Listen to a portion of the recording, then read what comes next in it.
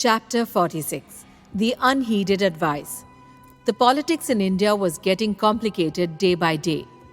Britishers were taking advantage of conflicts between the Maratha Sardars. As long as Peshwa Madhavrao was alive, the Britishers did not dare to interfere in the Maratha affairs. But soon after Madhavrao's death, the British power got an opportunity to fish in the troubled waters.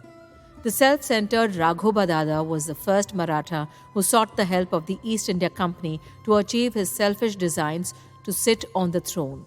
Ahilya Devi tried to convince Raghobadada that he should not join hands with the English. Instead, he should work for the Peshwa and preserve the unity of the house. When he did not listen to anybody, Ahilya Devi thought that she should strategize to fight the English troops.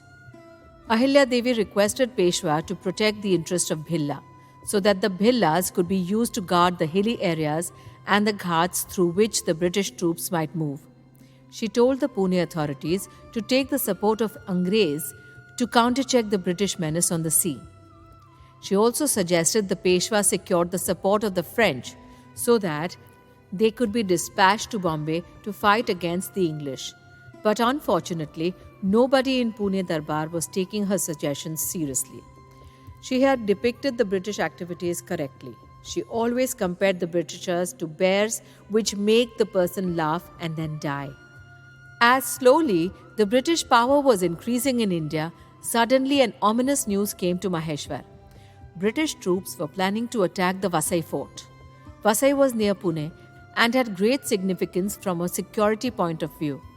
British had planned that before the Maratha army reached Vasai, they would finish their job and conquer the Vasai fort. Ahilya Devi was expecting Tukoji and Maharji to lead the entire operation and beat the English army. That's when Shivaji Narayan brought a piece of news to Ahilya Devi. She was shocked after listening to that news. The news was about Maharji. Pune Darbar was constantly asking Maharji to send his troops, but Maharji was refusing to do so. He had told Peshwa that he would help them on one condition, and that was, as per his demand, Peshwa should either give him the fort of Asirgarh or Nagar. Ahilya Devi couldn't believe his attitude. Ahilya Devi was more worried about the British menace, and so she expected the Maratha chief to forget his interest. Unfortunately, nothing worked, and Vasai fort was conquered by the Britishers. That was a major setback for Marathas. Ahilya Devi could do nothing but feel sorry for Peshwa as his two pillars of strength, Scindia and Holkar, could not help him in those difficult times.